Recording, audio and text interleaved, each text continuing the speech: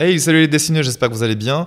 Aujourd'hui, je voulais vous montrer des techniques au marqueur parce qu'on m'a posé la question il y a maintenant 2 mois et il y a eu plusieurs fois la question, plusieurs fois de suite. Je sais que bon nombre d'entre vous utilisent des marqueurs maintenant en dessin traditionnel pour toutes sortes de raisons. Par exemple, l'aquarelle, ça prend un petit peu plus de temps à faire sécher, etc. Donc, c'est vrai que le feutre marqueur, on va dire que c'est un bon moyen de coloriser des bandes dessinées par exemple ou des dessins rapides de concept quand on n'a pas envie de passer par l'ordinateur. Il suffit de prendre un papier marqueur, tout simplement. Donc, il faut que ce soit un papier qui soit quand même de bonne qualité. Si vous utilisez un papier de mauvaise qualité qui boit, parce que l'alcool va pénétrer à l'intérieur du papier, évidemment. C'est comme l'aquarelle, il faut un papier qui soit spécialisé. Donc pour les marqueurs, il faut du papier layout. Là, je vais utiliser un papier Winsor & Newton. D'ailleurs, je vais utiliser les mêmes marqueurs de la marque. Donc c'est des pro marqueurs de chez Winsor & Newton qui sont très bien, ils sont relativement durables ceux-là. L'avantage de ceux-là, c'est qu'il y a deux types de pointes, un biseauté et un pour travailler les petits détails. La plupart du temps, j'utilise moi que cette pointe-là. Pourquoi ? Parce que en fait, ça me permet de travailler des surfaces larges et ça me permet aussi de travailler avec la pointe ici. Donc j'ai pas spécialement besoin de l'autre. Je vais travailler tout avec ça finalement. Même les petits contours, je vais travailler avec ça parce que j'ai souvent la flemme de changer en fait de côté. Et voilà, j'ai pas envie que ça sèche parce que là vous faites un courant d'air d'un côté et de l'autre là. Enfin, je rigole, mais c'est un peu le cas. Si vous l'agitez beaucoup comme ça, vous allez le sécher des deux côtés. Donc mieux vaut que l'humidité reste à l'intérieur, mieux vaut que l'alcool reste à l'intérieur de votre feutre. Bon, après vous faites comme vous voulez. Donc le problème avec les marqueurs, c'est que c'est un petit peu coûteux. Donc souvent, vous allez vous retrouver avec quelques couleurs et pas forcément beaucoup de couleurs, comme par exemple les crayons de couleur. Avec les crayons de couleur, on en a plein. Le problème avec les crayons de couleur, c'est qu'on a du mal à fusionner les traits. Tandis qu'au marqueur, on peut faire ça. À l'aquarelle, c'est un peu plus facile de fusionner. Au marqueur, un petit peu plus difficile, mais c'est un bon compromis entre le crayon de couleur et l'aquarelle. Et ce qui est bien, c'est que je peux utiliser aussi une table penchée, parce que si par exemple je devais être à l'aquarelle, je pourrais pas utiliser l'aquarelle sur une table qui est penchée comme ça, parce que je fais attention à mon dos et mon cou. Donc je sais pas si vous êtes comme moi, si vous avez une table à dessin à la maison, mais en tout cas moi je fais attention parce que j'ai mal, je reste pas mal de temps sur ma table, donc je fais très attention à ça. Et quand vous vous baladez d'ailleurs, c'est plus facile d'avoir des marqueurs. Vous avez une trousse avec des marqueurs, hop, vous les sortez et vous pouvez faire ça partout. Avec l'aquarelle, c'est peut-être un petit peu plus difficile, sauf si vous avez évidemment un matériel spécialisé, mais encore une fois, vous devrez être à plat, donc parfois c'est un peu contraignant. Bon, chacun son truc, ça peut être assez utile pour certains projets. Donc la première technique que je voulais montrer, déjà, c'est le dessin de base. Le dessin de base, il faut que ce soit fait, parce que si vous commencez au marqueur sans dessin en dessous, il y a de grandes chances que vous vous plantez. C'est un conseil basique, mais parfois il arrive qu'on veuille faire des formes directement au marqueur. Moi, je ne vous conseille pas ça. Je vous conseille de poser vos formes. Donc, pour aujourd'hui, on va faire des formes simples, mais on pourrait faire plus complexe. Mais moi, je veux que vous compreniez quand même les techniques de base. Donc, on va vraiment pas se prendre la tête avec les formes. On va se faire juste un petit dé un petit parallépipède rectangle, et on va appliquer des couleurs dessus. On peut même faire une ombre si on veut là. Hop. Vraiment une des formes les plus simples. Mais vous allez voir que parfois, même quand les formes sont simples, c'est difficile d'appliquer de la couleur correctement. C'est souvent sur des formes complexes qu'on essaie de tricher un petit peu, mais sur les formes simples, on ne peut pas tricher. On est obligé de faire des choses correctes. Donc voilà, c'est ce que je vous conseille de faire pour vous entraîner. Des formes simples, une sphère, peu importe, une pyramide, un cube, peu importe. Voilà. Ensuite, il y a plusieurs techniques. La technique de la couleur directe, vous allez appliquer la couleur directement. Et la technique du glacis, ça je vais vous montrer tout à l'heure, vous allez teinter un niveau de gris. Moi, je vous conseille au départ la technique du glacis. C'est un petit peu plus simple, d'accord ? Sauf si vous avez, encore une fois, beaucoup de couleurs, mais souvent, on finit avec pas beaucoup de couleurs parce que ça peut aller très vite dans la facture si on achète trop de couleurs. Donc, le mieux, pour moi en tout cas, c'est de passer en niveau de gris et être sûr des contrastes, des valeurs qu'il y a sur le dessin. Donc, vous pouvez travailler directement en niveau de gris dessus. C'est comme en aquarelle, commencez toujours par la valeur la plus claire. Okay ? Donc vous allez recouvrir l'objet avec la valeur la plus claire.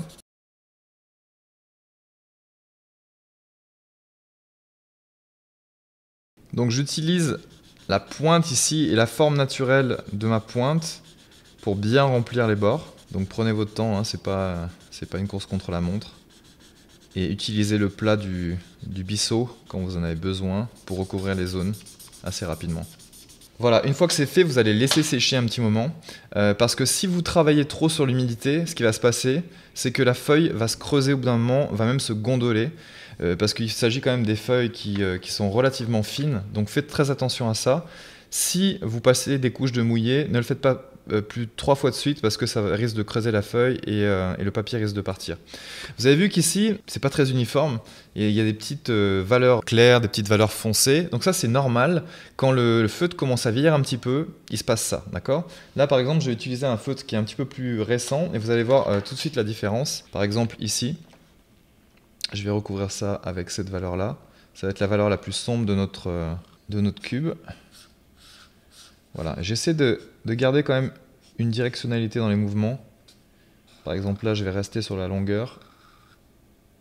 J'essaie d'être le plus rapide possible pour appliquer la couleur parce que ça permet d'homogénéiser un petit peu la valeur. Voilà, vous avez vu que là, il y a beaucoup moins de clair, c'est beaucoup plus homogène. Ok, je vais laisser un petit peu sécher et je vais assombrir un tout petit peu la face supérieure ici et assombrir un petit peu la face inférieure ici. Donc je vais devoir fusionner un peu les traits ici et vous allez voir comment je vais m'y prendre pour travailler un petit dégradé ici. Donc là j'ai travaillé sur une surface sèche, vous avez vu comme la surface est bien recouverte de façon homogène, il n'y a pas eu de dégâts sur le papier, vous avez vu que c'est relativement clean. Je vais faire la même chose sur l'ombre ici.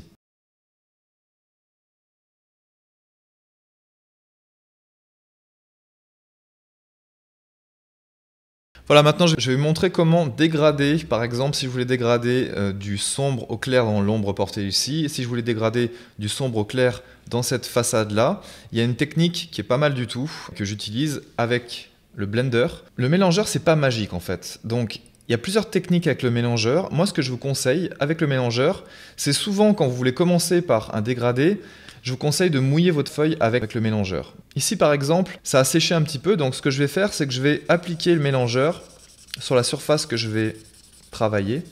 Ok. Et avant que ça sèche, je vais retravailler par-dessus avec le même marqueur, parce que si je travaille avec un marqueur différent, un marqueur un petit peu plus sombre, ça va se voir tout de suite. Sur la même face, ça va pas être très naturel, donc je vais reprendre le marqueur que j'avais utilisé pour la première face ici.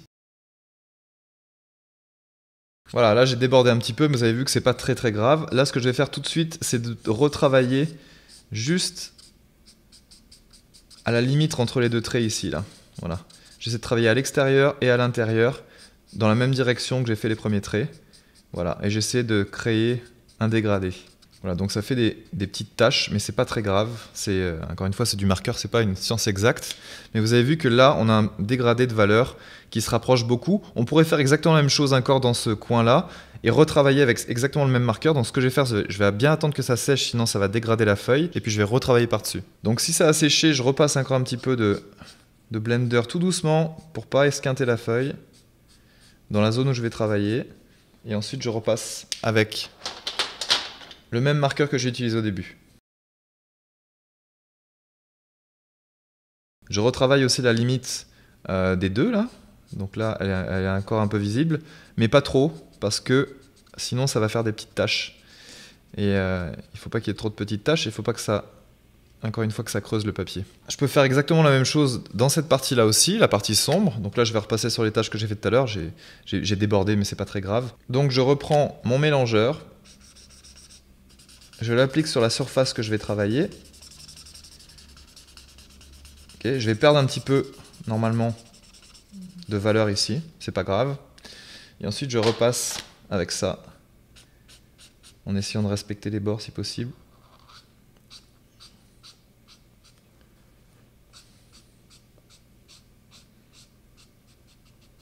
Voilà.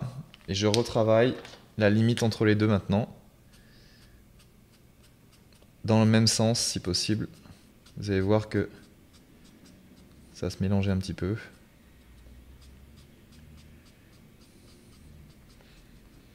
Et ici, la teinte que j'ai, vous avez vu, il y a un dépôt ici. Ce que je vais faire, c'est que je vais travailler avec ce dépôt sur les endroits que je vais assombrir ici, à la base du cube là. Ça peut être une bonne solution.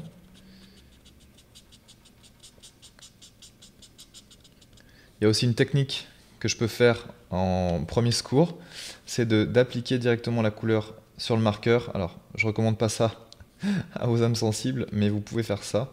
Et ensuite, vous pouvez travailler comme ça. C'est une petite technique que j'ai inventée. Je sais pas si vous allez voir ça beaucoup ailleurs, mais voilà, c'est une technique que j'ai trouvée pour pouvoir travailler les dégradés. Donc vous avez vu là, j'ai dépassé un petit peu. Ça c'est une tâche parce que il y a eu, j'ai travaillé en fait relativement vite, mais aussi quand le papier est très humide, ce qui va se passer, c'est que ça va s'étaler sur le papier. Donc j'ai pas seulement dépassé, mais ça s'est aussi étalé. Donc faites attention à ça. Et une fois que ça a séché un petit peu, vous pouvez encore retravailler par-dessus, encore une fois, si je veux rajouter encore un petit peu de valeur en bas de cette face-là. Et encore une fois, vous pouvez retravailler au blender par-dessus. Et voilà. Voilà. On aurait pu faire pareil pour la face du dessus, mais pour l'instant, on va laisser ça comme ça. Ce que je vais faire, c'est que je vais retravailler encore un petit peu l'ombre ici. Et puis après, on va passer à une autre technique.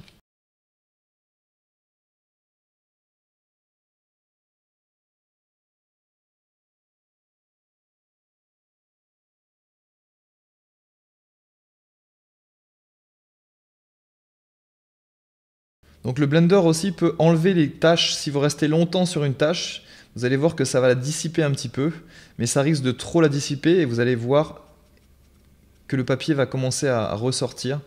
Donc vous pouvez faire un travail fin sur les valeurs ici, mais ne frottez pas trop parce que ça va risquer de vraiment trop absorber ou voire de déchirer votre papier. Donc encore une fois, c'est pas vraiment ce qu'on veut. Voilà. J'en profite pour faire 2-3 petites textures. Et quand c'est un petit peu trop sale, vous pouvez l'essuyer ailleurs.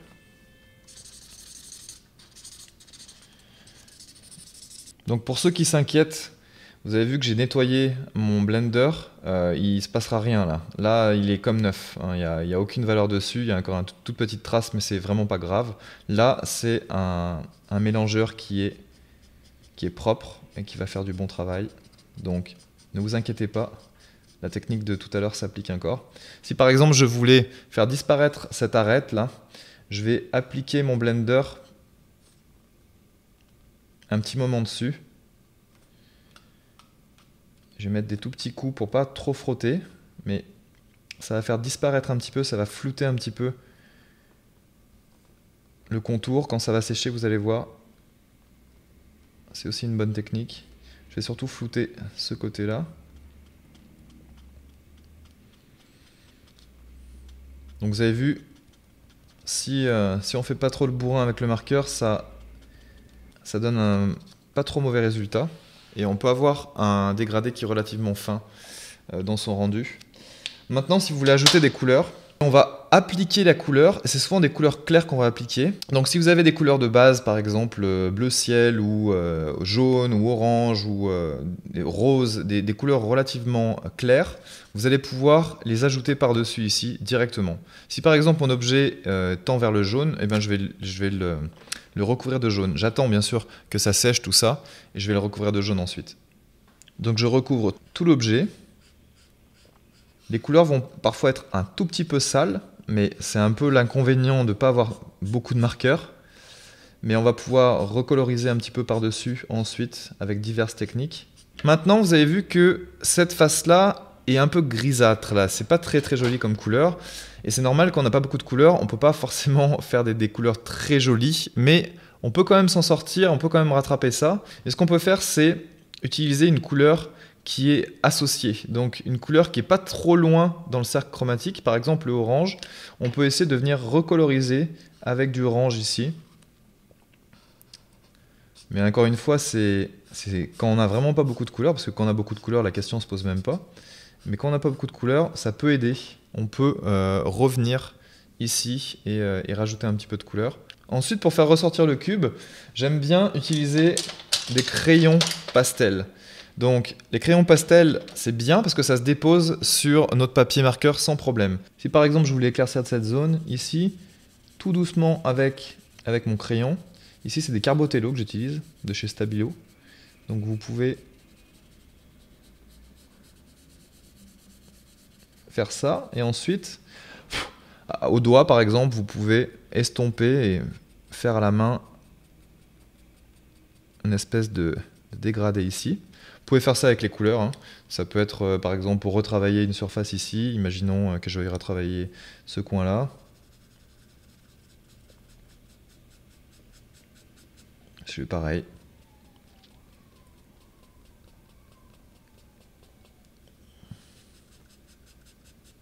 Voilà, donc j'ajoute en même temps de la couleur et en même temps je garde les valeurs initiales. Et je peux faire pareil pour les autres faces, sans problème. Si vous voulez mettre en valeur votre objet, vous pouvez ajouter du crayon pastel autour de votre objet. Donc un crayon avec par exemple une couleur complémentaire ou une couleur à l'opposé du cercle chromatique. Mais vous pouvez utiliser n'importe quelle couleur, ça dépend de ce que vous faites évidemment. Et maintenant, vous allez estomper autour si vous avez envie. C'est juste pour nous donner un petit aperçu du décor et de la couleur d'ambiance. Pour ça, je vais utiliser un sopalin, mais c'est juste pour travailler le contour ici.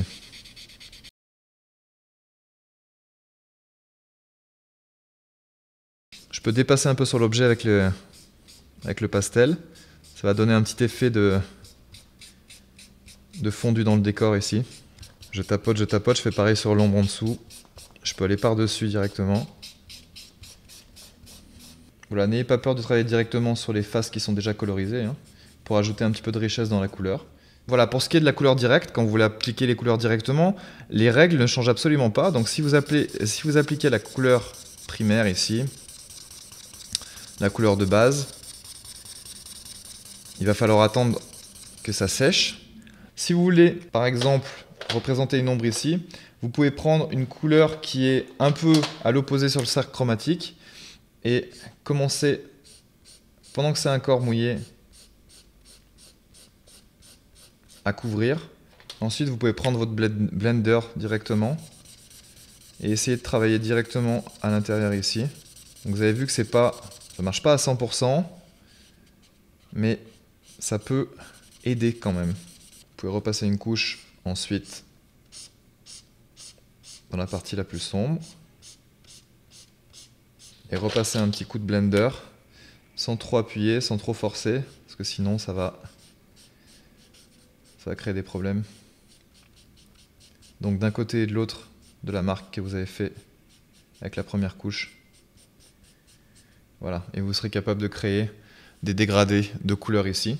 Encore une fois, il y a des couleurs qui fonctionnent plus ou moins bien, donc il faut tester vos couleurs, il faut tester donc les superpositions de couleurs, parce que des fois ça fait des couleurs qui ne sont pas forcément très agréables, d'autres ça fonctionne bien, mais encore une fois ça va dépendre de vos marqueurs, ça va dépendre de vos couleurs. Une dernière technique, imaginons maintenant que je recouvre un objet avec ce verre là par exemple. Okay, donc comme je vous ai dit au début, il y a plusieurs manières, par exemple, de venir encore obscurcir ça. Soit vous allez prendre un gris qui est plus foncé que ça.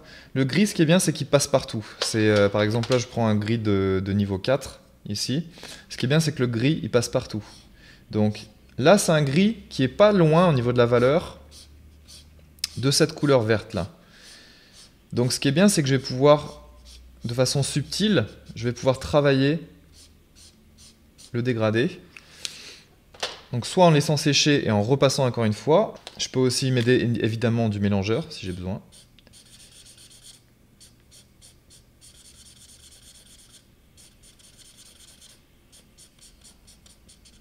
Voilà. Je vais laisser sécher là, cette partie-là, comme ça je vais pouvoir retravailler encore des valeurs plus sombres ici. Une dernière couche, maintenant que ça a séché, et pareil, je peux retravailler avec mon gris et mon blender. Rappelez-vous que dans les valeurs les plus claires ici, vous pouvez revenir avec d'autres couleurs. Si par exemple vous trouvez que ce vert est un petit peu terne, vous pouvez utiliser une couleur qui est associée, qui n'est pas très loin dans le cercle chromatique. Donc vous pouvez utiliser par exemple, là je vais utiliser carrément un vert qui est un petit peu plus printemps, un vert lime. Et si je trouve que c'est pas encore assez, je peux utiliser même carrément un jaune ici, si j'ai besoin que la couleur soit un petit peu plus pétante. Je vais l'utiliser sur toute la longueur ici. Voilà, ça peut raviver ce vert-là vers un vert un petit peu plus printemps. Et ensuite, lavez bien votre mine, donc comme vous avez fait pour le mélangeur, pour revenir à une bonne qualité de biseau ici. Voilà pour les techniques au marqueur, j'espère que ça vous a plu, et puis je vous dis à plus tard pour une autre vidéo. Bye bye.